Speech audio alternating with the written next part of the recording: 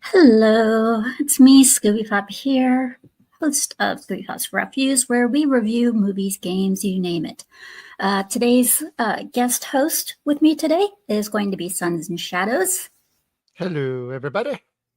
And we're going to be going over Carrie. Now, I forgot to make a title card of it, but if you're familiar with the name and the movie, then you'll know what I'm talking about.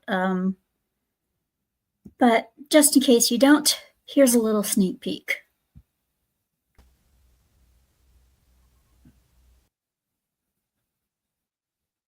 It's the night of the senior prom.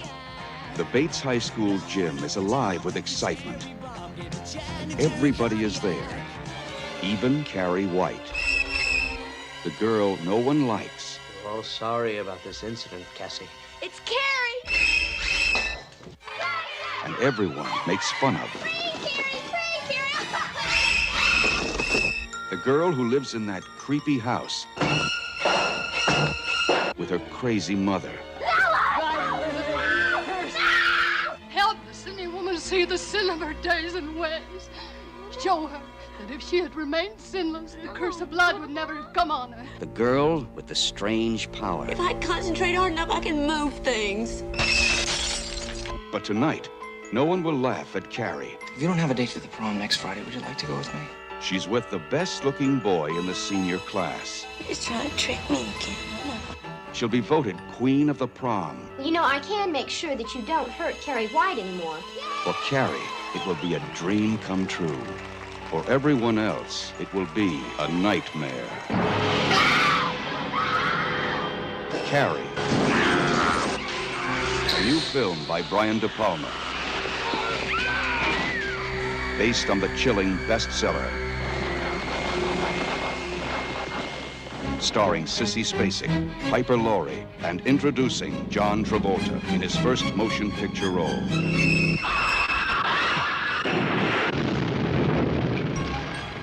If you have a taste for terror, you have a date with Carrie.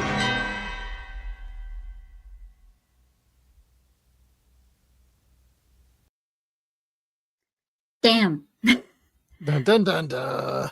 She's not someone I would want to piss off, No.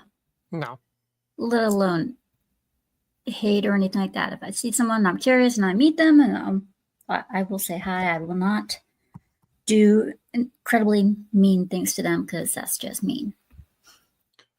Yeah, I agree. And boy, is that a tragic opening to this movie. Yeah, and I was shocked, to learn that this was John Travolta's very first film. I thought it was like Saturday Night Fever or whatever that was. Yeah, I thought so too. And turns out his very first film is a horror film, which does not end well for him in that case too. Same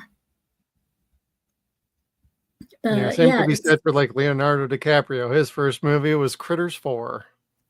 Critters 4. Oh my God. I never saw Critters 4. You're not missing much. I always thought of, Critters as a wannabe Gremlins movie. Yes and no. The second one is the best one. The first one's all right. The first one feels more like a Gremlins ripoff than anything. So what we have so far is we start off with a cast.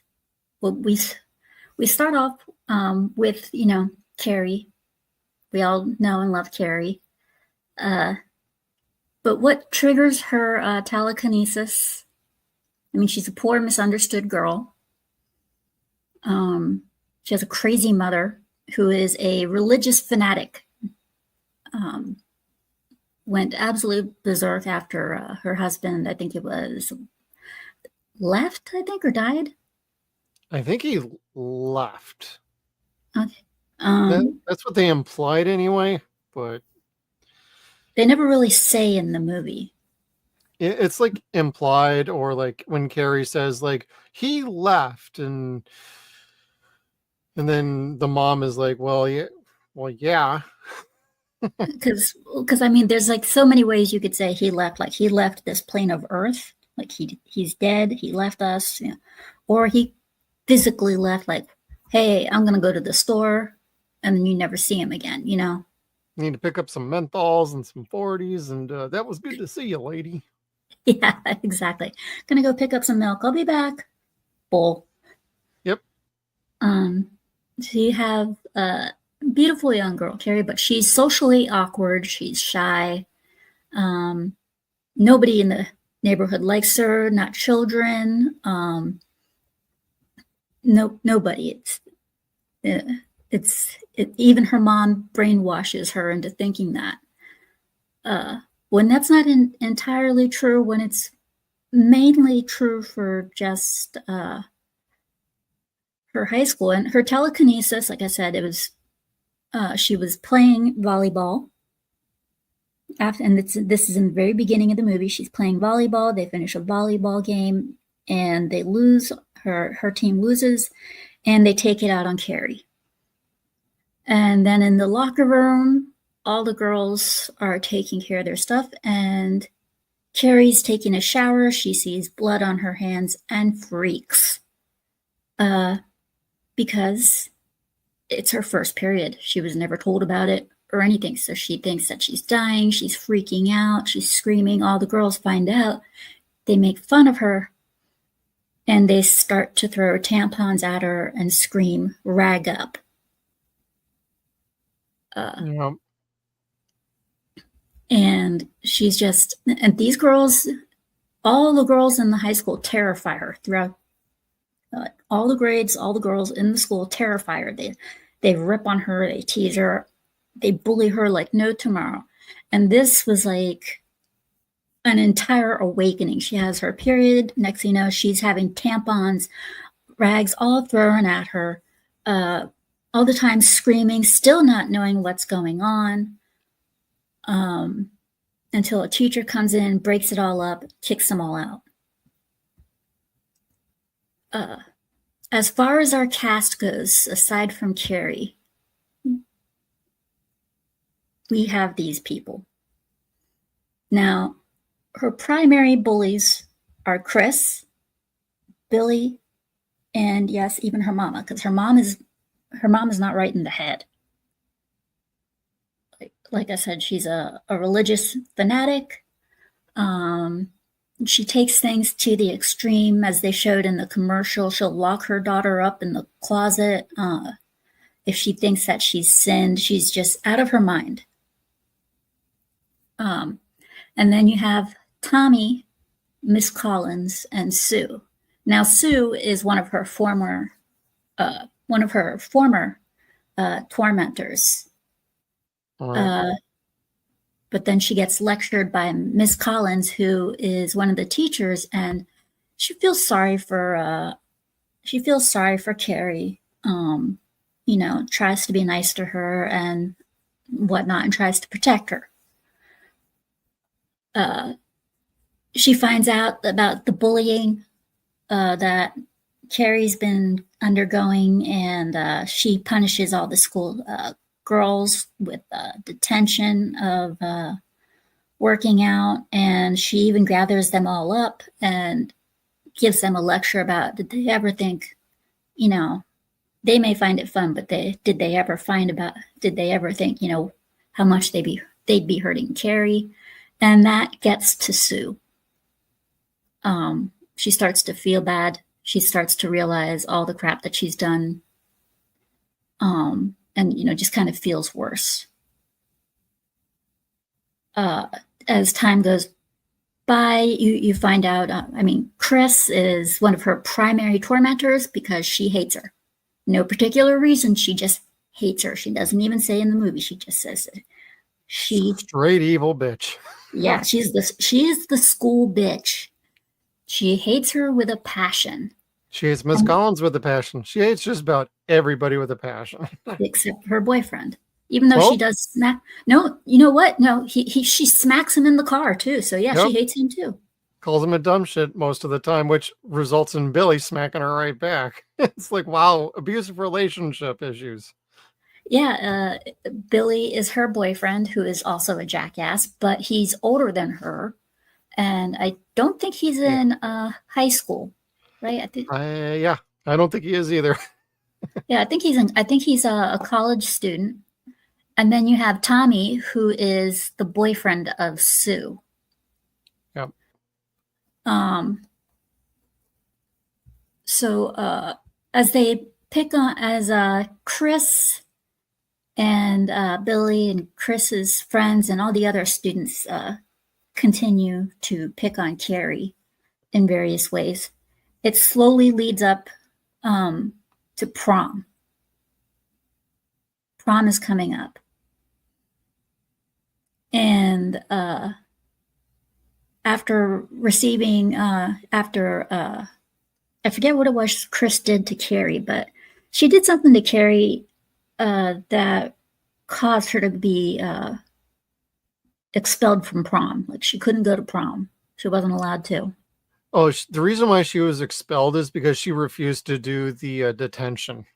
And she got smacked by the teacher, and they got more into a yelling match, and she's like, I'm not doing this. And and Miss Collins straight up told her, all right, doesn't sound like you're going to prom then. Your tickets are gone. And Chris was totally fine with that because she was in a rage.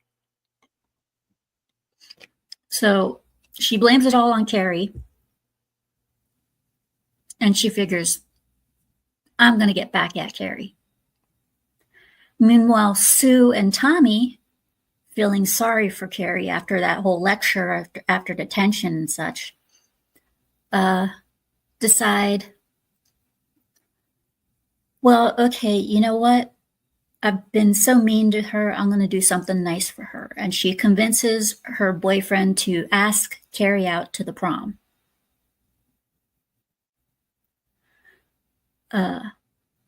He agrees.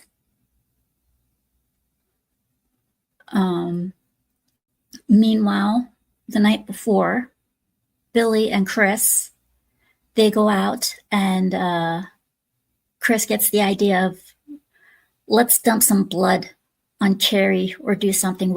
We got to really embarrass her.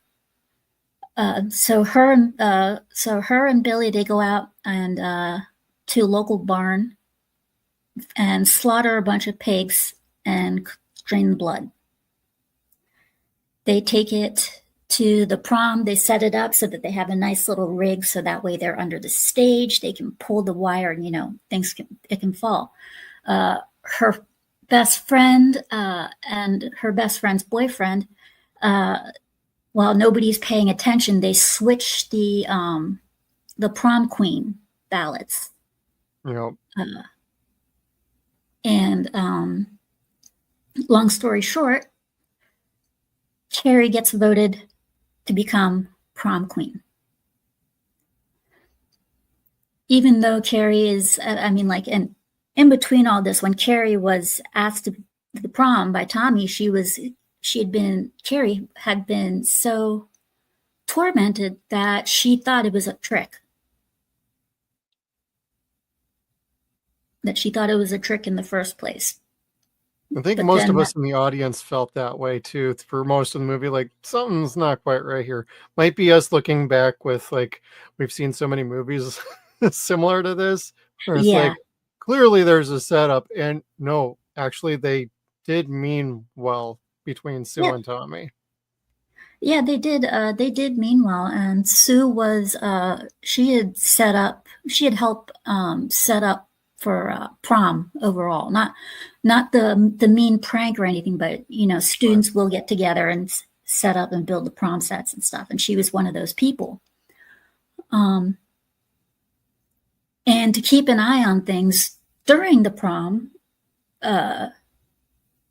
she had her boyfriend go with Carrie. Meanwhile, she would keep an eye on things during prom, make sure nothing went wrong. A lot of good that did, because when Carrie was voted prom queen and she's up there on the stage, she's up there. Let's see, but I am way jumping ahead of myself. Like for this part. I completely forgot I have some of this stuff up on there. So you have to excuse me. It's been a long day. So you have, like I mentioned, you have her religious fanatic mother. Yeah. So while she's up there accepting her thing, it's her. She gets accepted as prom queen. It's her dream come true. Just like every other woman's dream come true. Well, teenagers, I would suspect. Unknown to her, what is awaiting. Dun, dun, dun, dun. Perfect spot, everything.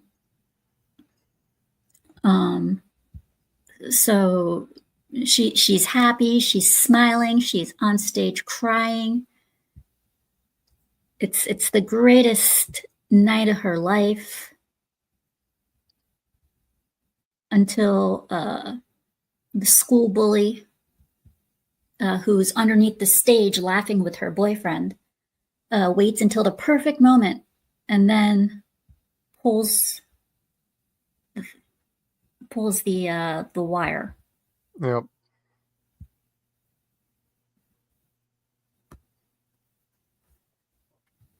Those are some crazy eyes. Yep. Sissy Spacek did excellent. Yeah, she did an awesome job. She was totally dedicated to her role. Totally. Oh, yeah. She did her own stunts in it, too, which is amazing.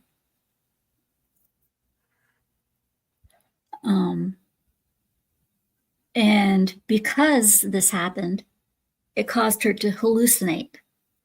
Her mind just went haywire. She was hallucinating people laughing at her and stuff, and hearing her mom in the background saying, "They're all going to laugh at you. They're all going to laugh at you." So she decides to take revenge on all of the students, on all of the teachers. It didn't matter.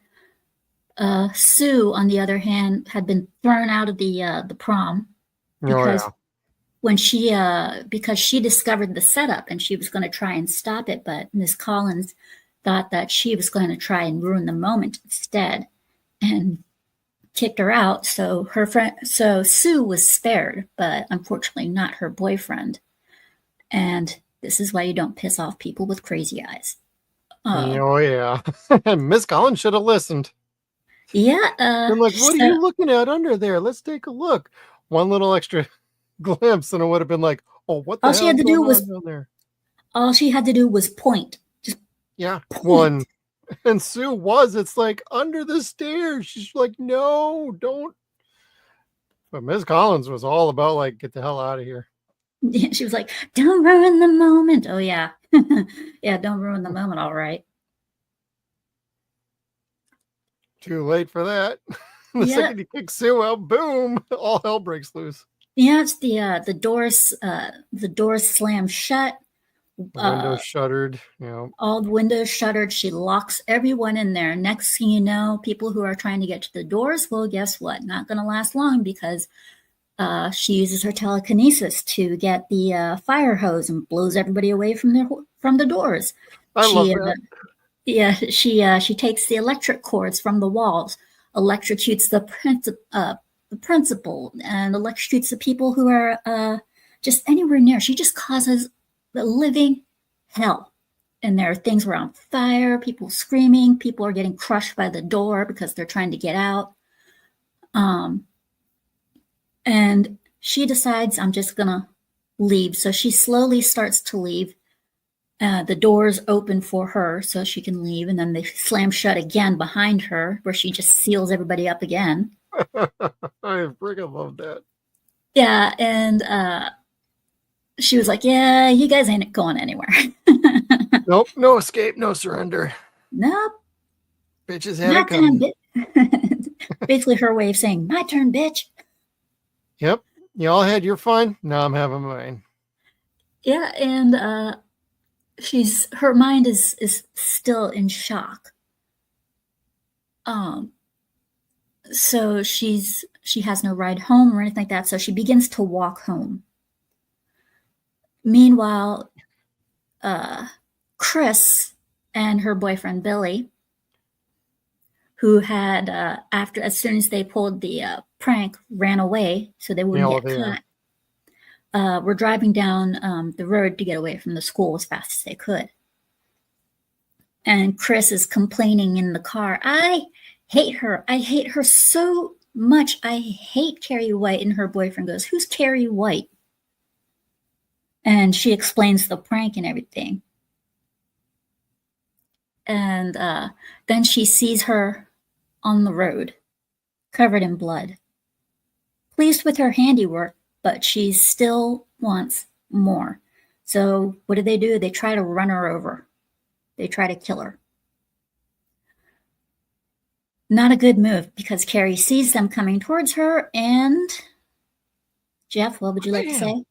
Yep. Bam! Flips the car, sends them flying, and blows it the hell up. Oh, yeah.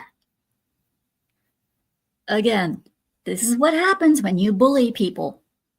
Never bully people. That is the motto. Don't bully people or they will set you on fire. Bad things can happen. Karma comes back around, everybody. Definitely. And so she goes home. She takes a shower, cleans herself up, tells her mom what happened, and her mom holds her close and says, you should have stayed home. I told you those people were bad. You should have stayed home with Mama. And she hugs her mom, and without realizing it, her mom pulls out a knife and stabs her in the back, pushing Carrie down the stairs. If that wasn't enough. Yeah, exactly. And then she comes after Carrie again, and instead, Carrie, using her telekinesis, kills her mother. Mother is the dartboard, everybody. Yep. Couple of bullseyes. I don't know if those were the bullseyes. I think the bullseye probably would have been the head. One in the middle of the chest is a bullseye. Yep, definitely. That was But some good special effects work. That was really cool. yeah, that movie was really good for its time. It really was. It was definitely well done for its time. But due to the injuries, she slowly starts to die, and because she's dying, she loses control of her powers. And the house sets on fire. And not only does it get set on fire, it starts to collapse. And not only does it do that, it then starts to sink into the ground. Going to hell and taking Mom on with her. Yeah, which I never understood why it just sunk into the ground. I really didn't. It would have been just fine if the house, collapsed in a fire. That was it. That's all they really needed to do. Yeah, it might have had something to do with a basement, but they shot this in California. There's not a whole lot of basements. Well, they probably had to do something. They probably had to tie it to the ending. Yeah. Because towards the end, Sue, knowing what has happened and such, goes to pay homage to Carrie. And in the process, she goes to pay homage to Carrie, and she doesn't and she goes, and there's a for sale sign there. And I have more clips and stuff up, but you can only put so many up on StreamYard. Right. And on the for sale sign, it says Carrie White is in hell. Somebody had vandalized it. So she goes to put flowers down right where the for sale sign is, and a hand pops up, grabs her, and it's Carrie's bloody hand. And then you see her shoot up, awake, and you find out that it was really nothing more than a nightmare. Which left to a very interesting opening. Ending, because yeah, it left to it went to it. She just I'm trying to find it. You'll have to excuse me for a second. It's okay.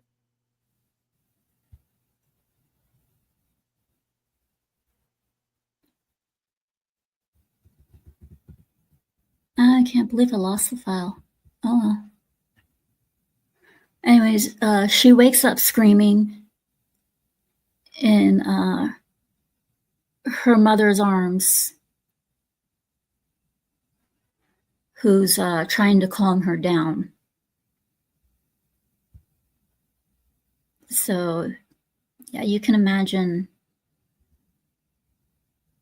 she must have been kind of horrified.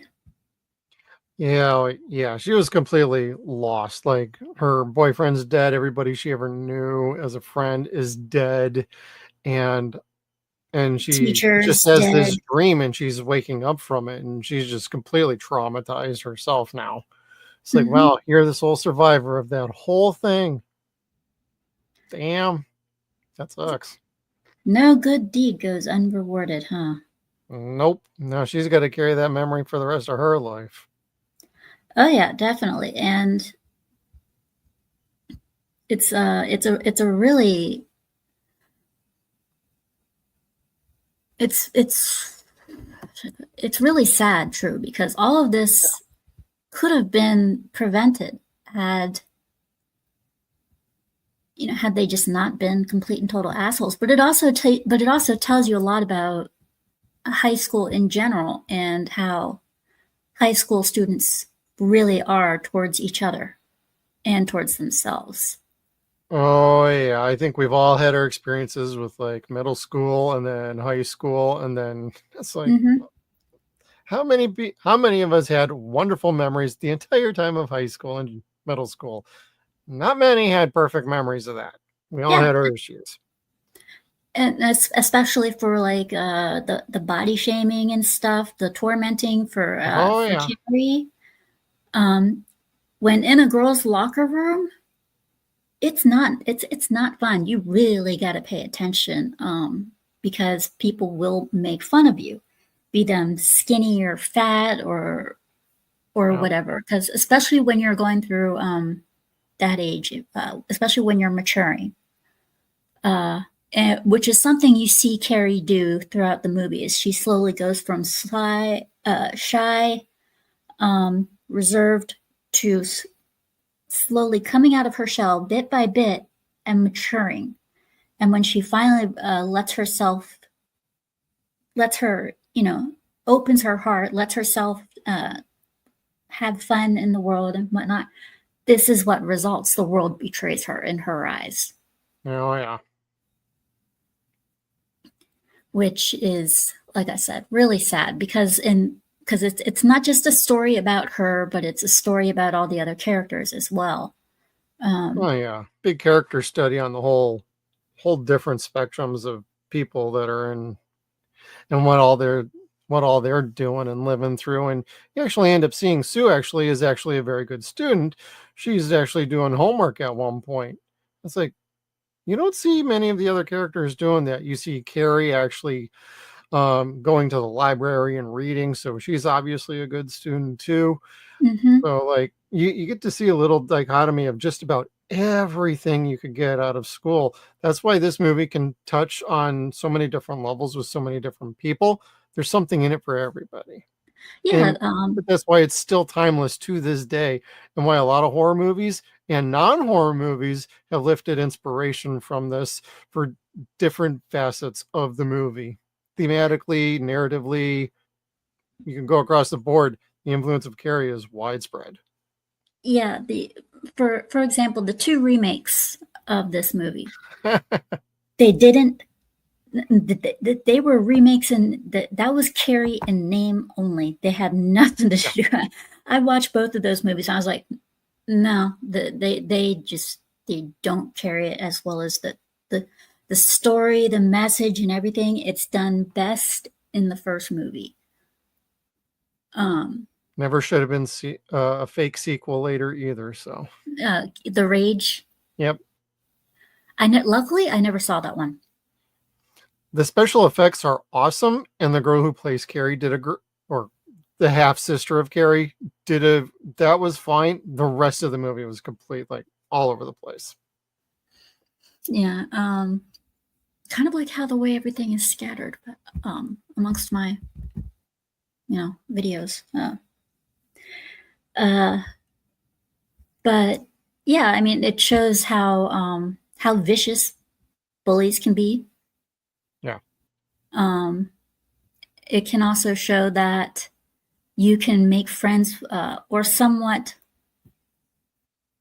come to terms with one of the bullies and become gentle with one another, like Sue tried to do with Carrie. Tried to make things right. Yeah, she tried to learn from her mistakes, make things right, make Carrie the slightest bit happy. Her and her family invited her over to dinner, I believe. She tried to do the best she could. Yeah. But what was sad is it took a lecture from a teacher to get her to do so. And the subsequent punishment. So it was a little bit of like the continual reminder of what did I do? What did I do? Yeah, she was so into following the leader, which was Chris. Yeah. She was so into following the leader that she was not thinking for herself. One girl was being mean, all the other girls were being mean. Chris was the most popular girl in the school. To go against her was absolute, total asking for it. You're just asking for it. Yeah. Which is why in the beginning, when the teacher, Miss Collins, comes in and sees Sue, throwing tampons and pads and stuff at poor Carrie, who's still horrified at what's going on.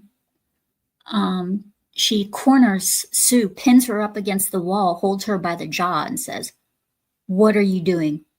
What are you doing? What do you think you're doing? Out of all people, why you? What's going on?" She goes, "Oh, Carrie just had her first period," and then laughs it off. And she goes, "I never would have expected this from you, ever." Which goes to show that she is normally the nice girl in the school.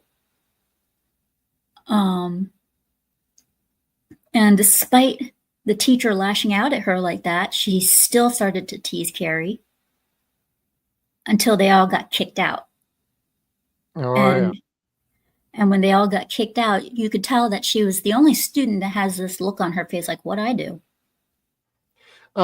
Norma, to an extent, she was the enabling little sidekick.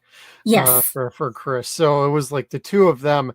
And that's how I think they got their bright idea, was Norma, when the teacher was talking to Tommy and Sue about like, what are you doing with Carrie? I think Norma was listening in a little too much and picked up, okay, maybe I'm going to go tell Chris. And then from that point on, Chris had a plan.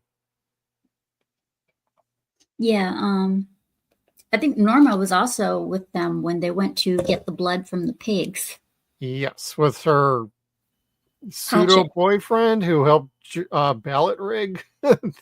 Yeah, I think he was like some sort of chubby little short dude that had brown hair or whatever.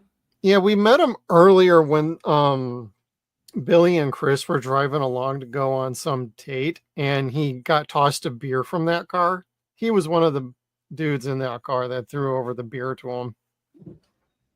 But yeah, Norma, she even had the look of a sidekick.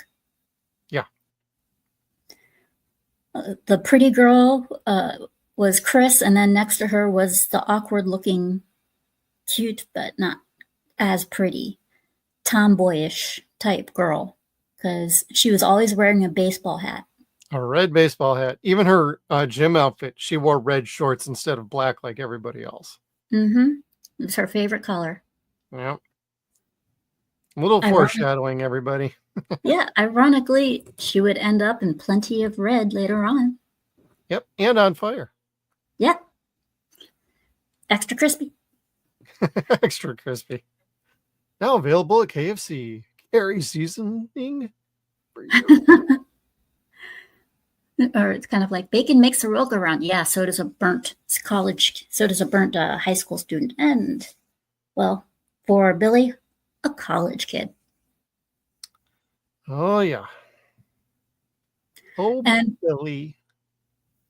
Billy, I do kind of feel sorry for. One, he has a bitch of a girlfriend, but he let that happen.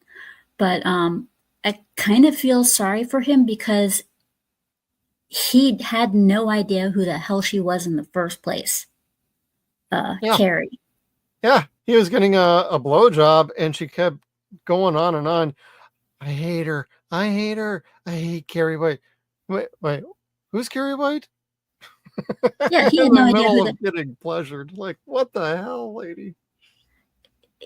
Yeah, I mean, and he was just basically talked into doing something just so he could get a blowjob. Thinking with the wrong head. Yeah, thinking with the wrong head. He was thinking with the one that didn't have a brain. Yep. But but then you also have the whole of, you see the good kids, you see the bad kids, and then you see ones that are trying to redeem themselves, like Sue. Then you have the other kids who are just follow the leader, as you could see in the throughout the movie. But at the same time, you could also see that most of those kids just really don't give a shit. They won't make the effort to make fun of Carrie. They won't go out of their way to make fun of Carrie.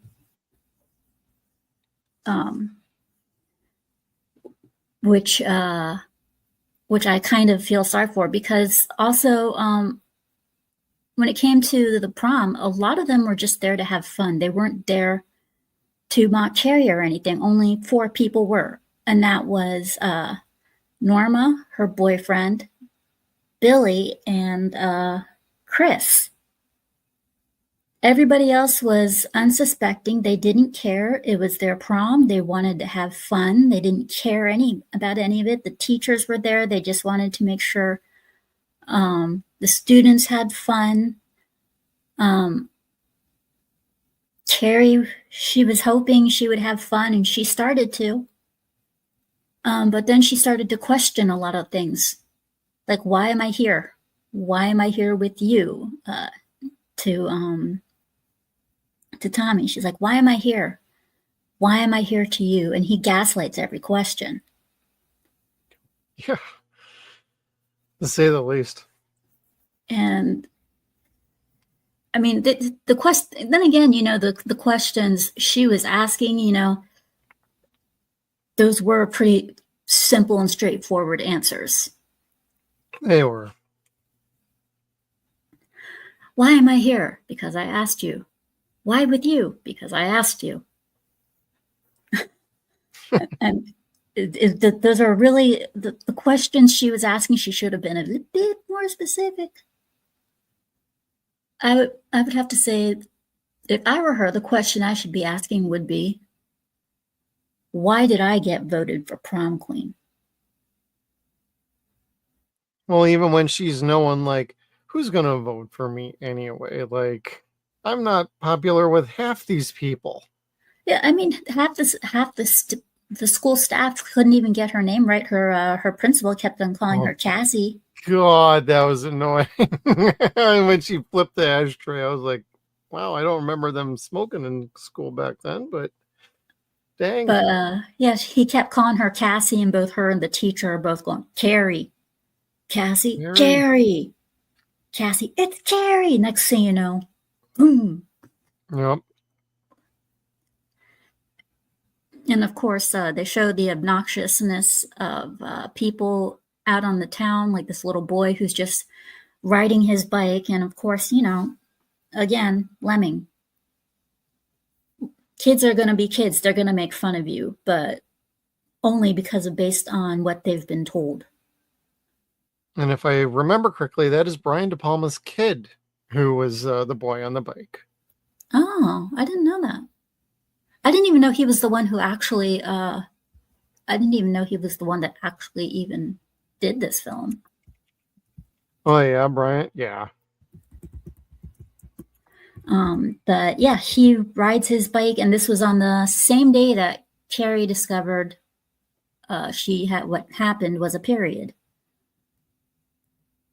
And he rides by her with his bike saying, freak Carrie, calling her all sorts of names. Creepy Carrie. Yeah, and she gets upset, looks at him, and as soon as she looks at him, he flies off the bike. He took a nasty little plant on that. Oh, yeah. The leg was, I think one of his legs was just kind of wrapped up in one of the seats, too. Yeah. I mean, it was not a pretty scene. I mean, ouch. Hey, if my dad was directing a movie like that, I'd totally take a nosedive too for it. As long as it's on grass, not on a sidewalk or the road. Yeah, if my dad though did that, had me do that, and I ended up like that in the movie, I'd be like, that's 5 extra Christmas gifts. Oh yeah, absolutely. 5 extra Christmas gifts for this. Then you might want to break your leg next time, kid.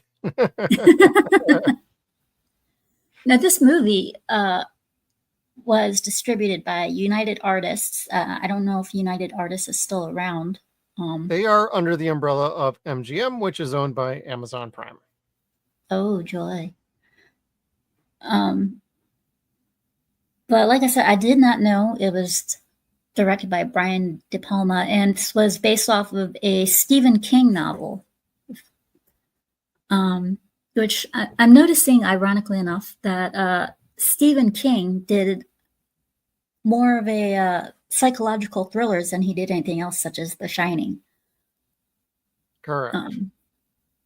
And this is probably one of his most, in my opinion, most prominent books. And if you haven't read the book, then I highly recommend you read it. It is an amazing book.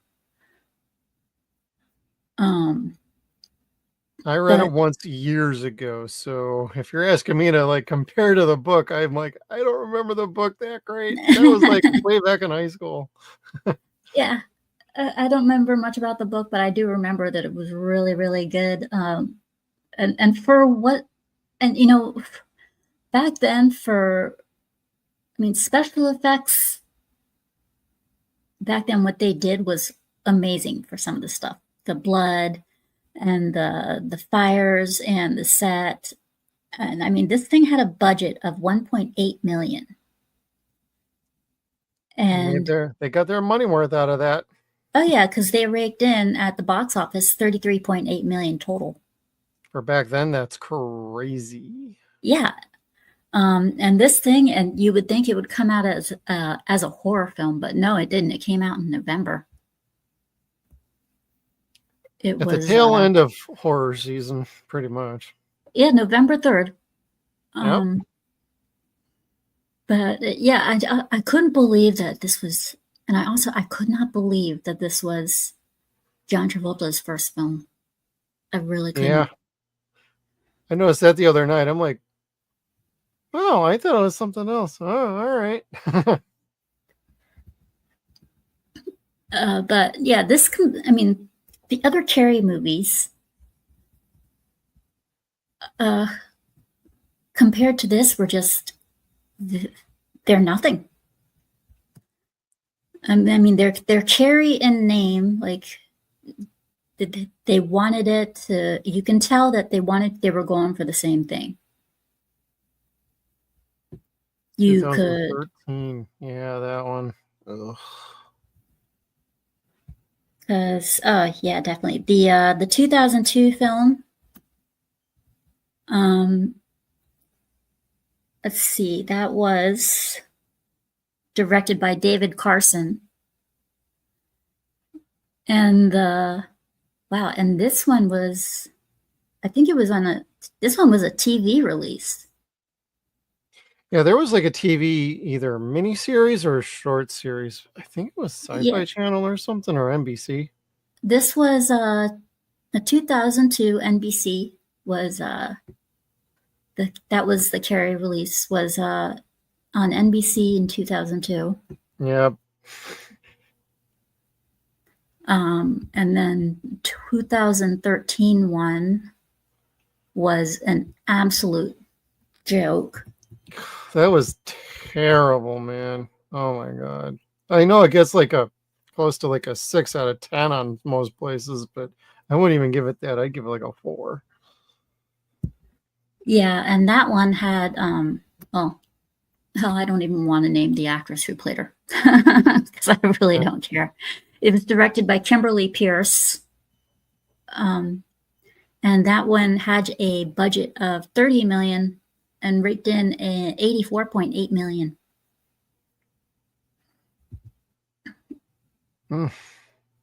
Not quite. Yeah, I mean, okay, so you compare this, it's $30 million, and you end up with $84.8 million. Meanwhile, the original Carrie had like $1.8 million, and I think the original Carrie just pretty much raked up more in, didn't it? Even adjusting for inflation, like the original Carrie, none of these have ever come close to touching that kind of profit margin. Yeah, but I mean, when it comes to actually making a good amount of money, I mean, I would say, financial wise, you got a lot more bang for your buck when it came to the original Carrie. They had, they had little to work for. They had like I said, they had 1.8 million. They had very little to work with budget-wise, and ended up with 33.8 million. They covered that very well. They made a good amount of money from that. Now, the 2013, it made more money, seeing as how you're going from 30 over to 84, and a bigger budget. But you would think that with that bigger budget, they would have done a better job. Well, they didn't understand the characters. They didn't understand the story. They thought they understood it, so they got it like partially right, but they completely missed the boat entirely. So it could have actually been something really good, and you could have gotten some better actors in it and a better director. And you might have had a chance at actually doing something new and fresh and exciting that did more as an homage to the original Carrie and pull from the book more, because they're trying to do this with like the Running Man now. Like they're trying to go back and readapt the book. Like maybe that's what they should have done instead of adapting the movie, because the 2013 movie felt like they were more boosting and remaking the movie rather than readapting the book again. Yeah, it's just kind of like when you have a really good original, and instead of remaking, I mean, instead of just, I don't know why people think that when you have such a really good classic horror film, why people think that they should remake it and expect the same result. You take a look at Amityville Horror. Which one? Yeah, I'm teasing. exactly. I'm teasing. You take a look at that one. The first one is the best. All the other ones, what were they trying to do? I honestly don't get That's to a this. really good question for every single one of them, including the remake, which the remake is actually not too bad. It's not Ryan that Reynolds. bad, but it's still stupid. Yeah, at times it gets a bit, yeah. But yeah, it's for certain remakes and stuff. Like if you go back to the classics of the 70s and the 80s and those types of horror films, leave them alone. Because I think that those, especially the ones even further behind that for the 50s, 60s and stuff, they have a certain charm to them. They have their own little imprint in the movie world. You had The Shining. It was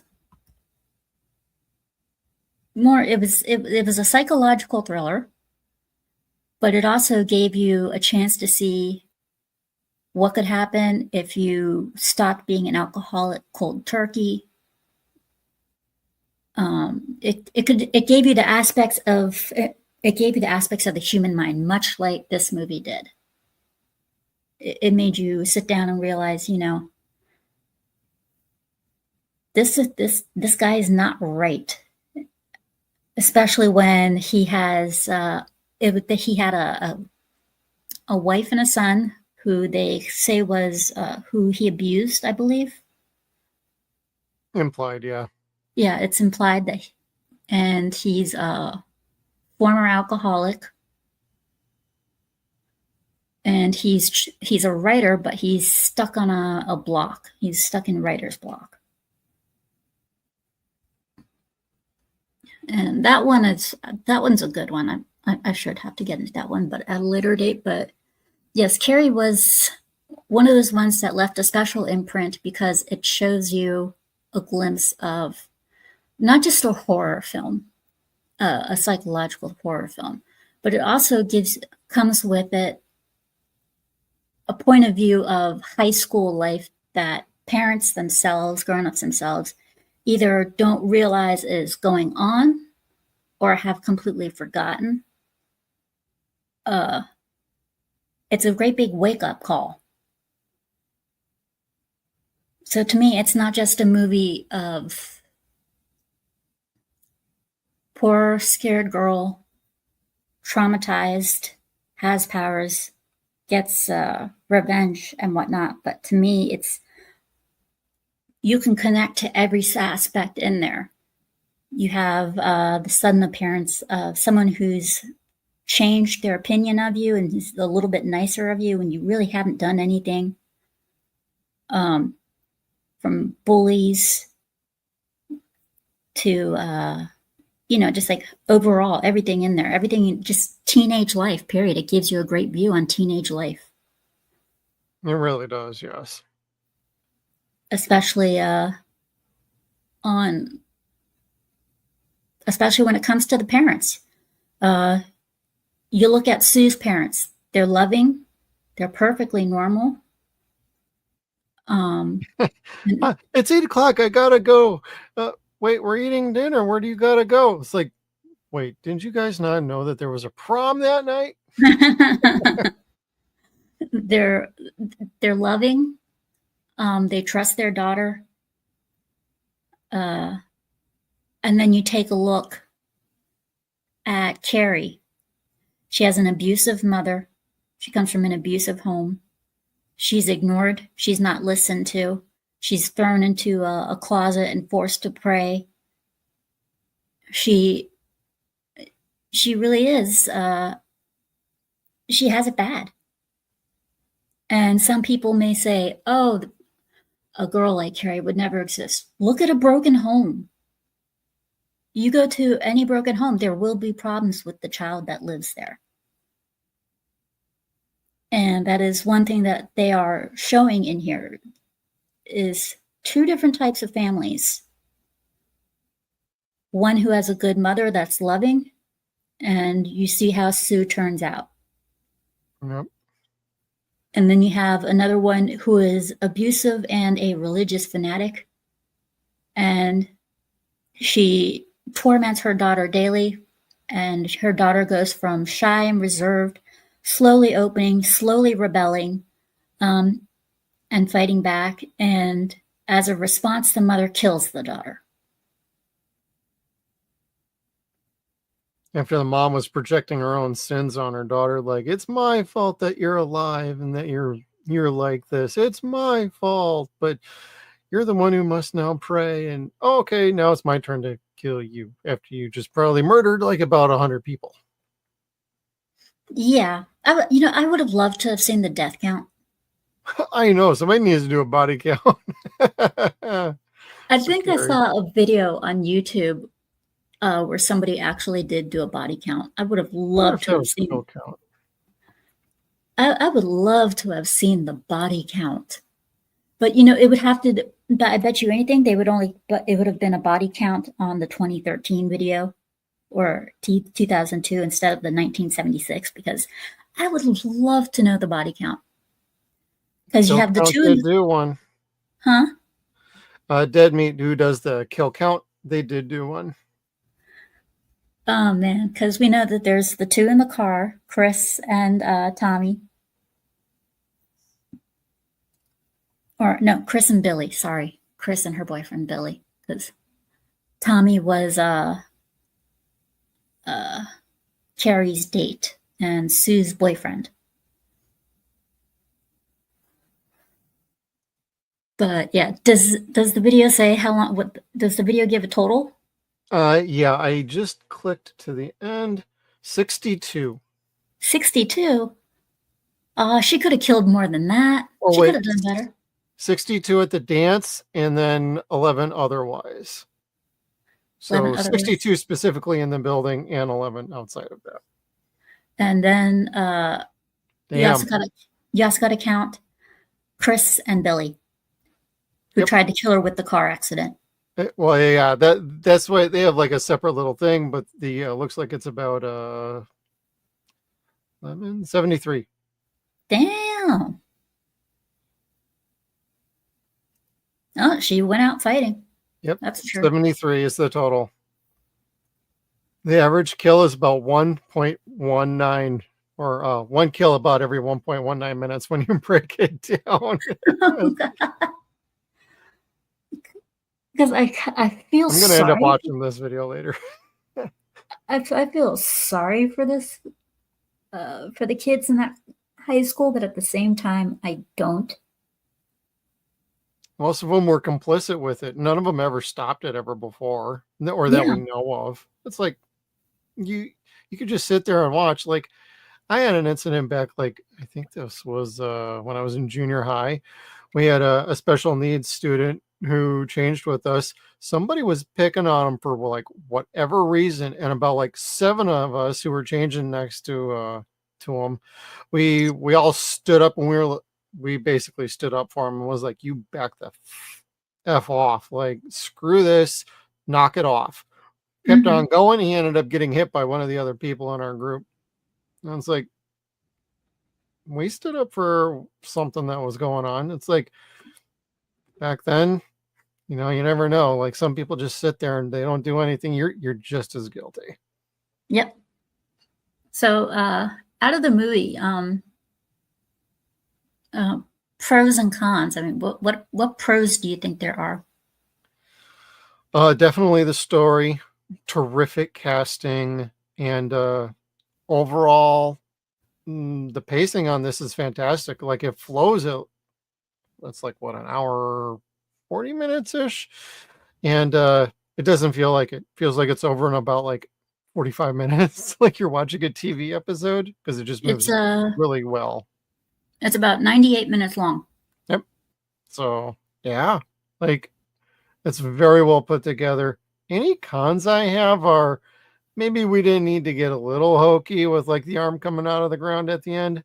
That's just some nitpicks, and maybe a little bit of a different score might have helped a little bit better, because I kept feeling like they were doing homages to like The Exorcist or some sort of other things. Like, you can do that to a point, but at some point You also need to have your own identity on the film with the score. This did not have that, in my opinion. Yeah. For me, the pros were, it was a great movie. Had excellent. It was a great movie. It had excellent pacing, excellent cast. Yes. It had a great cast. They had one of my favorite actors from like the 70s and 80s who was playing like Norma. I'm like, man, come on. I have to see her being nasty in this movie. And I'm like, she's usually ditzy, but she's not usually that bad. So it kind of broke my heart. Then Nancy Allen, who was in RoboCop, was Chris. I'm like, oh wow, this is rough. She was in RoboCop? Yeah. I She did not was know the that. partner for Murphy. Oh my god. I couldn't be, her hair just, oh man, it's She aged about 10 more years by the time they did RoboCop. That was 87. So she still looked good. yeah, she did. I mean, wow. They had great cast. And on top of the great cast, I would say that they also had great, well written characters, very well written characters, and the way that they ended it, and the way that they ended it, I don't think it was hokey. I think it was more of a cliffhanger, in my opinion. In my opinion, it came off as more of a cliffhanger. I can see where you come up with that. For me, it's just looking back at older movies. Like it's just how I take it and how I perceive it. Doesn't mean it's actual fact. It's just an opinion.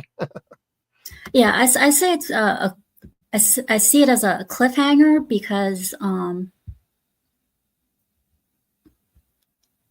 when you think about it, I mean, like my mom had told me about Carrie too, and to me that left me thinking, because I had never seen The Rage, like I said, so to me that left me thinking maybe Carrie possessed her friend. Oh, interesting. Like a vengeful spirit. Yes, eventually, exactly. I mean, back then, I mean, it wasn't that. I mean, it's not like it isn't that uncommon when you think about it. The ending was good. It had a nice ending. Yeah.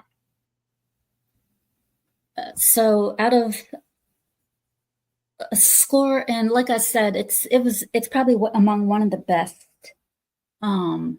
psychological thrillers out there. And one of the best Stephen King adaptations, in my opinion. And even Stephen King has said it's okay. He doesn't hate Carrie as much as he hates some of the other ones. Yeah, definitely. I know he hated the way The Shining turned out. I know. Oh God, him and Kubrick did not get along at all. No, they did not. That was, man, they did not like each other. That'd be a hell of a documentary in and of itself if somebody ever went back and did that. I mean, but there were supposedly alternate endings. I wish I knew what they were. They never really do say. Yeah, there's like 3 different cuts. It's on the 4K. So if you have a setup for that, it's on that. But otherwise, you can find the different endings on YouTube. I'm pretty sure they're on there. That would have been it would have been cool if they had like a director's cut, but it would have been nice to see. Although the ending is nice and a bit of a cliffhanger in a way, I would have liked to have seen a different type of ending, like maybe seeing the after effects of everything from the prom, or maybe even just see Carrie's funeral in the first place, have Sue be at the funeral, you know? Yeah. Well, the mom even said, like, I didn't let her go to any of the funerals. Yeah, so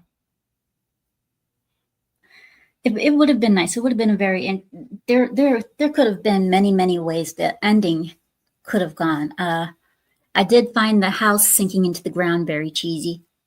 Yeah, I'll agree with that a little bit. I like the visual, but it did come across a bit. What are we doing here? Are we doing Poltergeist? Yeah, exactly. Because that's what it reminded me of. I was like, wait a minute, is why is it being sucked into the ground? Is she actually going to hell? I mean, is what the hell is up with Carrie? You know, 'cause it really freaks that's probably the one con that I would have also like that I would have to add on to the con list is the house sinking into the ground Yeah. because it with Poltergeist it made sense. And Poltergeist was about 6 years later in 1980. Yeah, it was So, 6 years later, but still it made sense. yeah. I almost wonder if they got the idea from Carrie and they're like, let's show them how it's done. I would not be surprised. You never know. Spielberg and Toby Hooper. But it's a great movie. I highly recommend it to anybody who hasn't seen it yet, Oh, hell yeah. especially if you like psychological thrillers or you just want a good it's if you like horror films but you don't like slashers, you don't like anything gory, you don't like monsters or anything like that, but you want something that'll freak you out, this is a good one to go to. Oh, yeah. Slow build with the tension right up to the third act, and then boom, we're off to the races. Yep. And the most blood you see is just Carrie covered in pig's blood. That's Yep. kind of it. Other than the pigs being slaughtered, I mean, yeah.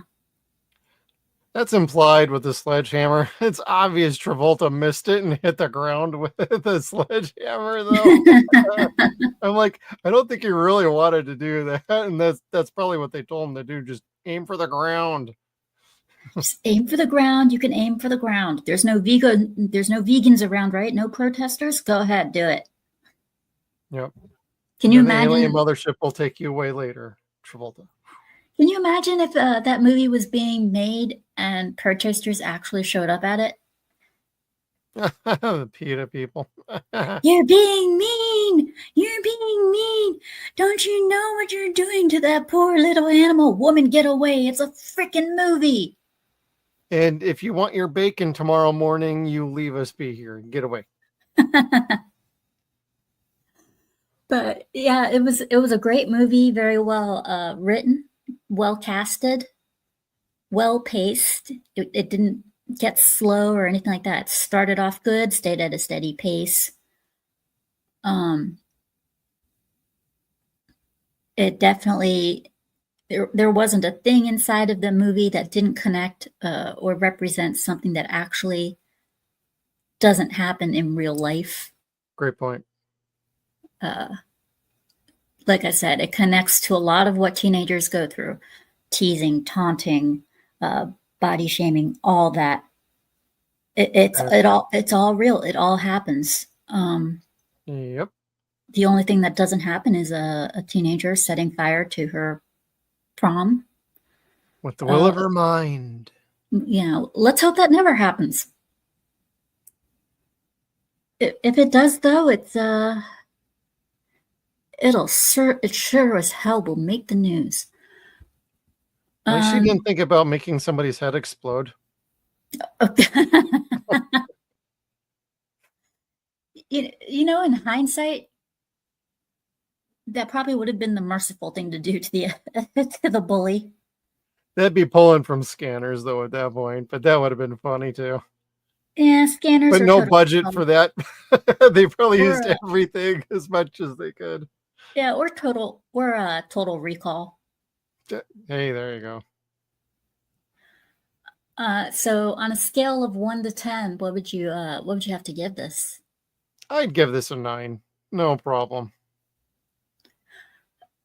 Same here, because although it's with how great the movie it is with the budget that it had and how much it made and whatnot, it still had its flaws. It was not a perfect movie. No movie out there is perfect, but the ending could have been a little bit better. Yeah, I'd agree with that. I mean, granted, it's kind of like a little bit of a cliffhanger ending, but it came across as an ending that was. It's like they couldn't figure out how to end the movie, so this is how they were going to do it. Yeah, sometimes you got to do that with some of Stephen King's stories anyway. It's like, yeah, if the book's bigger, I got to find a natural stopping point, or that story ending doesn't quite work. Like The Mist later on with Frank Darabont directing, and he had to come up with his own different ending because they didn't like how the short story ended, and even King admitted, I don't like how I ended the short story either. You guys came up with a better ending. And another one that was like that was The Shining. The ending for that one was, Yep. That ending was subpar in my opinion. They could have had a better one. The same thing with It. That could have had a better ending, but it didn't. And even though that was just like a mini series, it's still, they could have done a better job as far as the ending goes. And that one had pacing issues as well. Yeah, some of them did. Even The Stand was like, ooh, we could speed this up a little bit. Yeah. And in all honesty, The Shining did make me kind of bored. Yeah, you gotta have to be in a particular mood to watch that because it's so. You say boring, I call that a slow burn, where the slow burn is about like 3/4 of the movie, when it should only be about like half the movie. Yeah, for me, it's, people see Carrie and they see clips of Carrie and they think the same thing. But when you actually watch Carrie, correct, it's completely totally different. You forget that it's 90. You forget that it's 98 minutes. You forget, this is actually relatively a short film. Oh yeah. It's so the commercial, it gives you, pacing wise, it gives you the wrong idea. But when you actually sit down and watch the movie, you're glued to the movie. Oh, You're yeah. glued to that set. It grabs your attention. I had a blast watching it. Oh, same here. Flew right by. And I think one of the main reasons is that its attention, it has your attention, is because you get everything that's going on. You understand everything that's happening. This is a combination of all personal experiences for a lot of the audience that watches this. For some for some women in the audience that saw this, they probably had the same thing happen to them with Carrie. They were never told about a period from their mother. Figure it out on your own, kid. Yeah, exactly. People whose parents are overly religious and stuff and are seeing this, they probably might identify with Carrie's household situation. It had a little bit of everything for someone in it. And because of that, it grabs your attention and you want to see what happens in the movie. Personally, just like you, I give it a 9 out of 10. So I think it's safe to definitely say that. I mean, it's a well-deserved 9 out of 10 as well. So I think it's definitely safe to say that this deserves the Silver Paw. Nice. 9 out of 10 silver. Huh? It's on fire. Yeah. So it definitely deserves a 9 out of 10. As a matter of fact, I'll probably rewatch it later on this week with my mom, because my mom, I asked her one time, I wanted to quiz her. I was like, so Mom, do you know what the movie Carrie's about? She goes, oh yeah, she's a government project. I'm like, wrong. Oh, that's Firestarter. Exactly. Exactly. I was like, Mom, that can go for so many ways. That's for even for anime. And she goes, what? And I said, have you ever heard of an anime called Elfen Lied? And she goes, no. And I said, government project, telekinesis.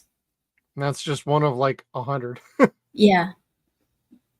Firestarter, I don't really remember much about. I've seen it before. It's okay. Drew Barrymore. I know Yep. that. I think it was her second movie, wasn't it? Because she was in Second or E.T. third,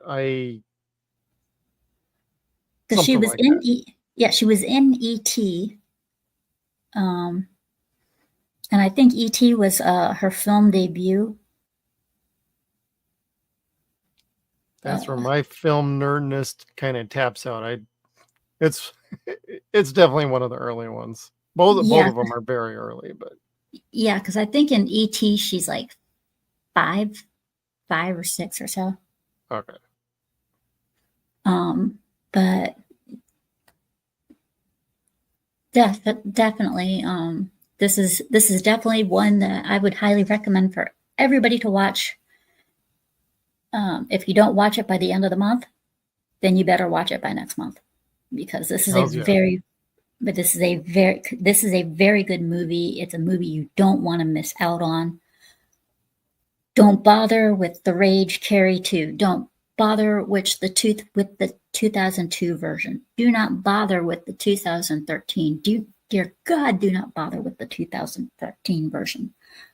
This is the version you want. This is the original. This is the one you want to sit down, get your popcorn for, and just get comfy and watch. Yep. I would love to thank you for going over this movie with me. Of course. Definitely, there will be more. Oh yeah. If there's any other ones, like if you ever have any that you want to go through, hit me up and we'll do a review on it. Oh yeah. This is definitely a favorite of mine. And I thought you might want to enjoy it. I did have a great time going over Evil Dead with you. That was awesome. That was fun. Yes, that was fun. Thank you for joining us on that one. But yes, this is to those who have seen this video. What are you doing watching this video? Go watch Carrie. Enjoy it. Have fun. Go watch it. And thank you for doing this, and thanks for watching the video, everybody. Thank you. Bye.